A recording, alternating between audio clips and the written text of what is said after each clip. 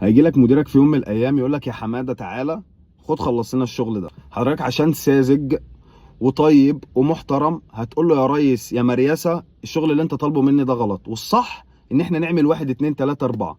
حضرتك منتظر ان مديرك يسقف لك ويشيلك على كتفه حليب يا لبن ويبعت يجيب لك شوكولاته كادبوري من الكبيره وعلبه ام احمر. بس حضرتك بتتفاجئ ان مديرك بيقول لك يلا يا حماده على مكتبك ووطي التكييف شويه عشان الكهرباء وغطي ايه انت فاهم. وده ليه؟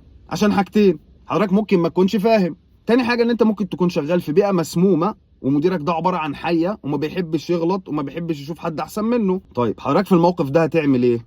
هتقول له ماشي يا ريس يا مريسه يا اريس من المرايس المتمريسين كلهم في الدنيا، شغلك ده انا هعمله برموش عينيا، انا مش عارف من غيرك كان مين اللي هيديني الشغل وكنت اعمل الشغل ده ازاي.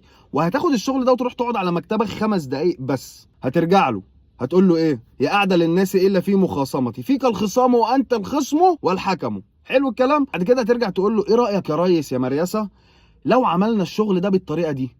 حضرتك احنا كده ممكن نوفر كذا، ممكن نوفر فلوس في كذا، ممكن كذا، هيطلع الشغل بطريقه افضل من كده.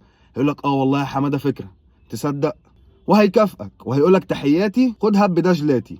وبرضه انت فاهمني. مش لازم تعرف مديرك ان انت احسن منه واشطر منه، بس مديرك لازم يكون فاهم ان انت شاطر وبتفكر وطول الوقت حاضر، ولو عطل هيجيلك. ولو انت في بيئه مسمومه ومديرك واكل لك شغلك وقلبه لك في الدرج، انا الفيديو الجاي اقول لك ازاي تبروز شغلك.